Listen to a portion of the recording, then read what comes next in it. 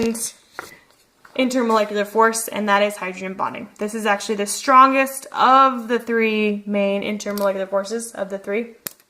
Okay, and it only takes place in molecules with OH and NH bonds. Okay, and that is because oxygen, hydrogen, and nitrogen, hydrogen, the oxygen and the nitrogen then are extremely polar, right? They are strongly polarized bonds, okay, leaving the hydrogen atoms with a positive charge, partially positive charge, okay? And then this hydrogen with the partial positive strongly coordinates with the atoms that have the lone pairs, since they are partially negative, okay? So hydrogen bonding plays a large role in the different boiling points among molecules, okay?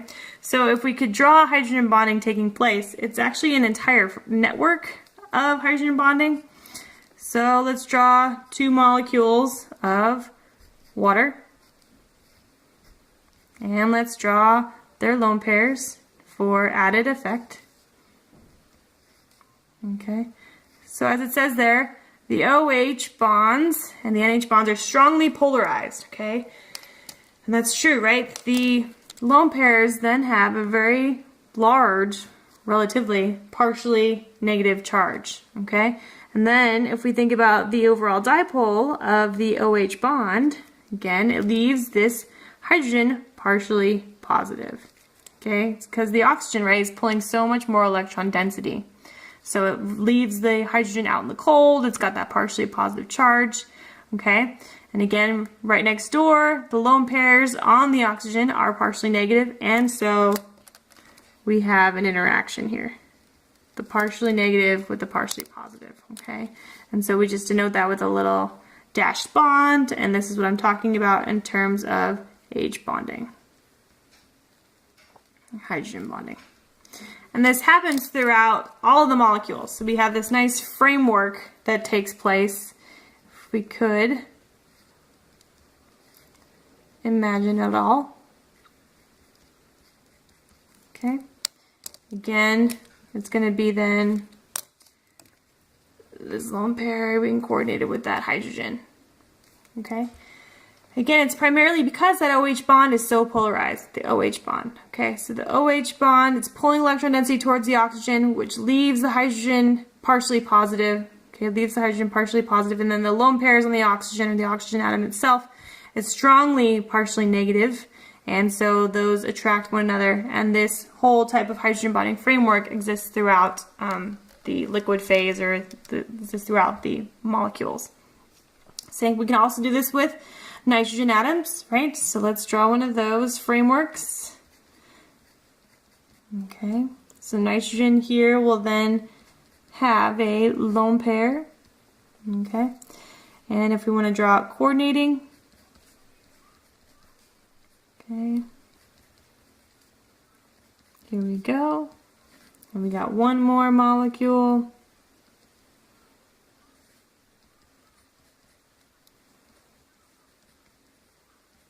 H, H, and these are coordinating. Okay, so again, we have the lone pair, which is very strongly partially negative, okay, and we have the dipole moment of the NH bond being pulled towards the nitrogen, and so our hydrogen is left with that partially positive charge, and those are attractive, okay, and this is a very strong attraction. Again, that's because these guys are the lone pair and the nitrogen or oxygen atom is so strongly partially negative, okay? And then the hydrogen is so strongly partially positive. It's a very strong interaction, very, very strong. So my question for you guys now is, which one of these is going to be stronger? Like, which molecule would you expect to have a higher boiling point? Can you tell me? To answer that question, why don't you think about the electronegativity of nitrogen versus oxygen? Which atom is more electronegative? The answer is oxygen. And so this interaction is going to be even more pronounced. It's going to be even stronger, okay? Because again, just the electron density on oxygen is just going to be pulled there even tighter, rendering this hydrogen even more partially positive. And so the OH hydrogen bonding is going to be stronger. OH bonding is going to be stronger than NH, and that is because the O is more electronegative. It's more electronegative, and therefore H is more partially positive polarized. Again, it's just a more pronounced effect because that oxygen is more electronegative. Okay, so this whole framework is very tight and results in very strong interactions. Okay, H-bond framework is very strong. Okay, and therefore the boiling points between these molecules is very high. Okay, so let's show a distinct example where we have a molecule that is polar.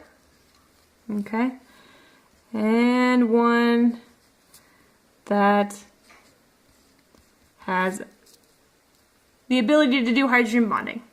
Okay, which one would you expect to have a higher boiling point? Hopefully you would expect the one that can do hydrogen bonding, and you would be correct. The boiling point here is negative 25 degrees C, and this guy is a whopping 78 degrees C. Okay, so if we can hydrogen bond, that is the strongest of the intermolecular forces. So if we go back to our original slide, okay, which one should have the highest boiling point? Maybe the one that can hydrogen bond, followed by the molecule that can participate in dipole-dipole interactions, followed by the one that can only do van der Waals interactions, right? And so the actual, if we then incorporate even more examples in here, and if I give you their actual boiling points, we'll see that is the case, okay? So the molecule that can hydrogen bond has the highest boiling point, followed by the molecule that participates in dipole-dipole interactions, and then finally the one that only experiences the London dispersion forces, or the van der Waals, okay? And so if we have even more pronounced of each interaction, okay, this guy, right, we said this guy was not as polar as the doubly bonded oxygen, and so its boiling point was was lower, and that's again because the dipole-dipole interactions here are not as strong as here. This guy, remember the London dispersion forces were more significant because the surface area was larger, so its boiling point was higher than this guy. And this guy's got 2 alcohols, it's got 2 opportunities to hydrogen bond, and so its boiling point is even greater than isopropanol as shown here. And this is a really high boiling point, so I don't want to try and remove that from my reaction. That would take forever. Awesome, so the last topic of this handout is solubility. Alright, remember from Gen Chem, the simple rule that like dissolves like. As long as you can remember this, super easy saying, it is super easy, it really shouldn't be too hard.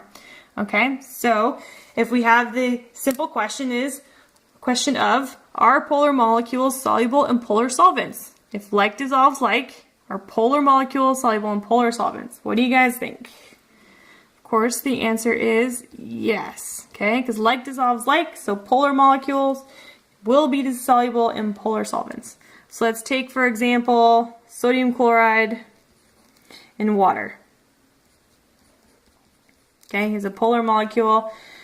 Here you go. These are all sodium ions, are all the plus ions, and then the minus ions are all NaCl, just distributed throughout. They're all packed nice and tightly in their sodium chloride crystal. These are ionic bonds, or ionic interactions. Okay, and they are super polar.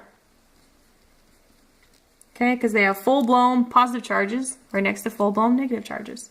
And so if we have the very polar water molecule, right, which has its own dipole, okay, what can happen then is that the polar water molecule can solvate these ions, okay, as in they can surround them with their desired charges and stabilize them. So here we have the positive cation of the sodium ion. You can see how water with its negative end has surrounded that full-blown positive charge and therefore stabilizes it. Okay, so you can see the little mini dipoles of water with their negative ends stabilizing the positive charge of the sodium ion. Okay, whereas over here we have then the chloride anion, okay, and it's being stabilized by the positive end of the water molecule. Okay, so they surround it and they stabilize it. Ions are solvated, okay, by the water. Which just means that they are surrounded and stabilized. Okay, because they're both polar. Okay, we have the superpolar molecule, and then we have the polar solvent, and the polar solvent can just orient its dipoles in such a way that it stabilizes the polar molecules. Okay, and by orienting itself to stabilize the molecules, it's solubilizing it. Okay, so yes, polar molecules can definitely be solvated by, are definitely soluble in polar solvents. Okay, because like dissolves like. Remember, so do polar molecules dissolve in nonpolar solvents? Nonpolar. Of course, the answer is no. Okay, so if we think about gasoline is a very nonpolar solvent, and sodium chloride. So again, here's our sodium and our chloride, sodium and our chloride. Okay, again, these were ionic bonds. They were pretty strong, relatively. Ionic bonds, not as strong as a covalent bond, but they're still good, strong interactions, right? The positive wants to be right next to the negative. Okay, so if we actually put them into nonpolar solvents, okay, these guys do not have dipoles that can arrange themselves to stabilize those full-blown positive and negative charges. They do not have any sort of dipole, and therefore everything's just going to kind of stick to each other. So the ions are going to stick together because they don't gain any stability by dissolving or being surrounded fully by all these nonpolar molecules, so everything's just going to stay where it is. So the nonpolar molecules of the solvent stick together, and then the ions are just going to stick together. Again, they do not solvate them, okay? We can't break up these strong attractive forces between all the molecules. Sorry, all of the ions. Okay, it's a pretty relatively strong bond. It's not a covalent bond again, but they're still pretty attractive forces, and it's hard to break them up, okay, if we don't have this whole stabilizing interaction. Okay, so the nonpolar solvent can't break up the ionic bonds. And that's because they can't stabilize them. Unlike the water. The water solvates them and stabilizes the charge. The nonpolar molecules don't have any sort of dipole to do that. Okay? So no, polar molecules cannot dissolve in nonpolar solvents. How about nonpolar molecules in nonpolar solvents? Remember, what's our super easy rule? Like dissolves like. So, what do we think? Absolutely, yes. Okay? So here, two nonpolar things. The nonpolar solvent could be gasoline, and the nonpolar molecule could be wax. Okay? So here we just got a bunch of random CH groups, okay? These are just known as alkanes. They're very nonpolar, just carbon-hydrogen bonds. They're overall very nonpolar. And remember, what are the only intermolecular forces that the nonpolar molecules can experience? The intermolecular force? They only experience the London dispersion or the van der Waals forces. And those are very weak, right? These are weak intermolecular force. Okay, it was just the van der Waals, just the London dispersion, okay? So it's very weak. So, in the end, it's very easy to break up by the other non-polar molecules, okay? So the solvent can easily break up the weak intermolecular forces.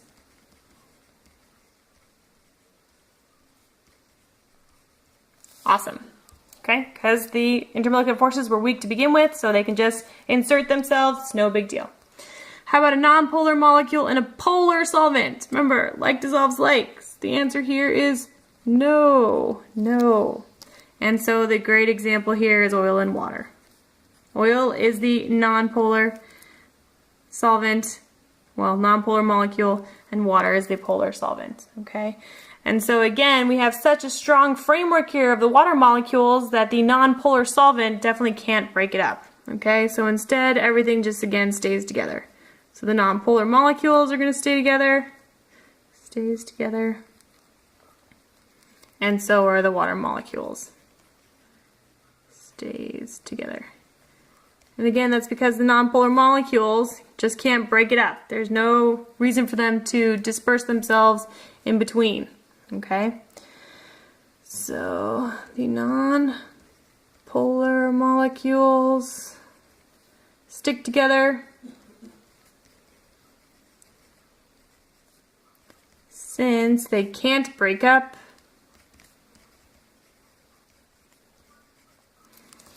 The polar interactions